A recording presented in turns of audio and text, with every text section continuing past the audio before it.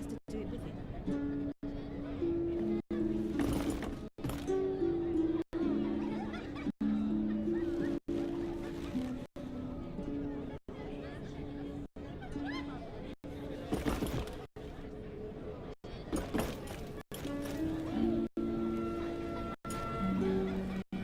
Is there something I could do to make my lord feel more comfortable? Lots of things, my dear, lots of things. But I'm in no haste. I'll have a drink first, and pour one for yourself. As it pleases you, my sweet lord.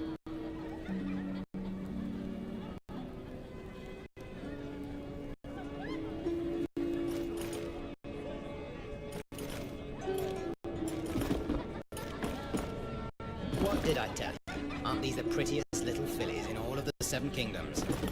Look at that one there. One little jiggle from her, and I'll need to change my breeches. Do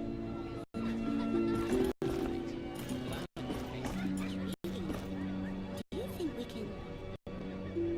Now here's a visitor who brings back pleasant memories. Is that really you, Sir Alistair? It has been a long time, Shataya. It has been years since you honored us with your presence. It's been so long. I thought you'd lost interest in houses of pleasure. You weren't wrong about that. My eyes have been opened to the light of law, and I took up the red robes of priesthood. The gods gave us voices with which to sing their praises, hands to build their temples, and desire to honor them through our lovemaking. You haven't changed, Shataya, but I have. Excellent. If there's anything I can do to lighten your worries, it would be my pleasure. Just ask. I'm looking for a certain Falena. Is she one of the girls in this house? Falena is one of my most enchanting girls, and she is well educated. She will be just impertinent enough to please you, my dear. I'm surprised that you know her. I learned that she was, rather close to my brother. Of course. I should have known. Gawain very much enjoyed Falena's attentions. Would you care to spend some time in her pleasant company? It would be a pleasure. Do go upstairs. Her room is at the end of the corridor on the left. She has been rather sad as of late. Perhaps you will succeed in comforting her. I'll see what I can do. Of course, if he wants it. Someone has to do it with him.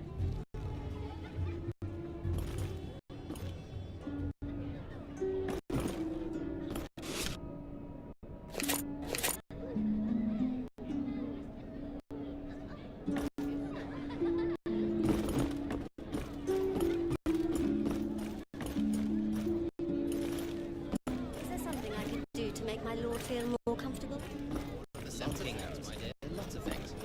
But I'm in no haste. One little jiggle from her, and I'll need to...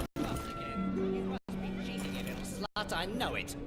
Mayhaps my handsome lord would prefer it if I played without my robe. That way you could be sure I don't have any cards hiding about my body.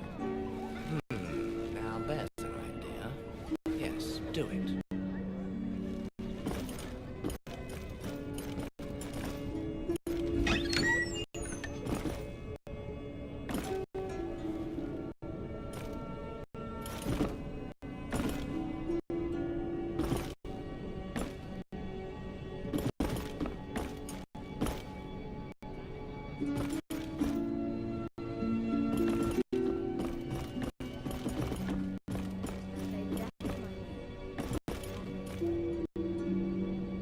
Many pardons, my lord, but are you not Sir Alistair Sarwick?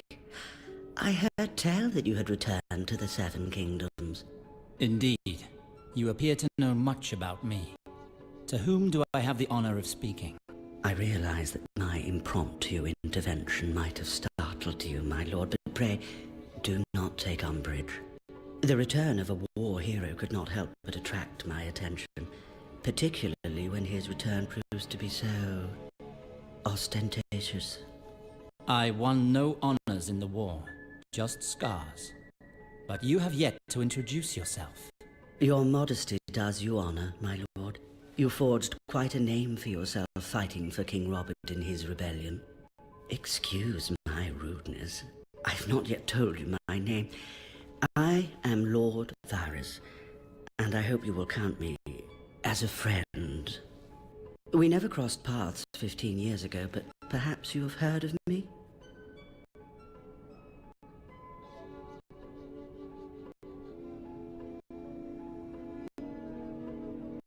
Lord Varys, pardon me, but you scarcely look like a lord dressed thus. Besides, your name does not sound familiar. One in my position is often gratified to go unrecognized. The disguise you see before you has been of great help to me. At the time of Robert Baratheon's rebellion, I was Master of Whispers to King Aerys Targaryen. It was my duty to keep an eye on the rising leaders within the rebel faction. That is how you attracted my attention. Indeed. I remember now. We rebels called you the Spider. Some of our lords were wary of you. You made some enemies along the way. Alas, the people of the Seven Kingdoms have little affection for eunuchs. All of those noble knights and grand lords are loath to risk their reputations with informers and spies. But in the Game of Thrones, information is power. Those who most despise us are often the first to benefit from our whispers.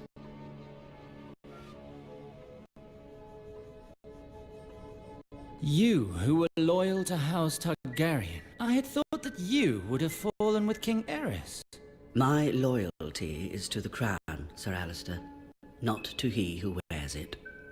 The moment that Robert Baratheon sat upon the Iron Throne, my duty was to assist him. And he agreed to it. I hadn't thought that King Robert was a great friend to eunuchs and spiders. Oh, he is not, my lord, as the gods are my witness. But it is in his nature to pardon defeated enemies who pay him homage, and that is to his great credit. Thus I kept my role as Master of Whispers, as well as my seat on the King's Council. You must be a very busy man then, Lord Varys. I imagine that it is not coincidence that brings you to speak with me. You are correct, my lord. I wanted to discuss the Baratheon rebellion.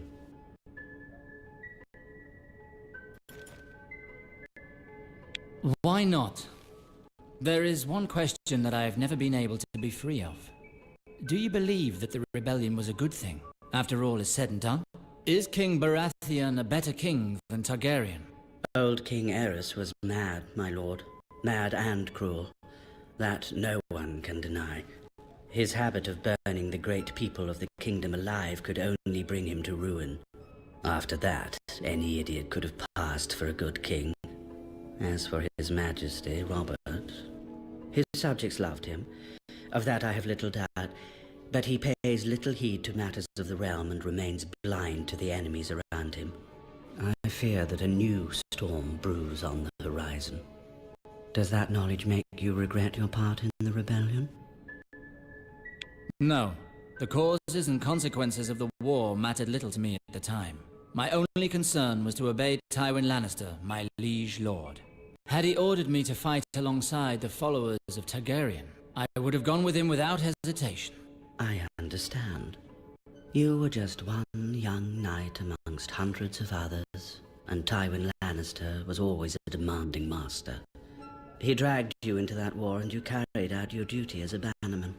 At the time, Lord Tywin wanted a foot in each camp. When he ordered us to fight for Robert, I chose to follow his orders. Yes,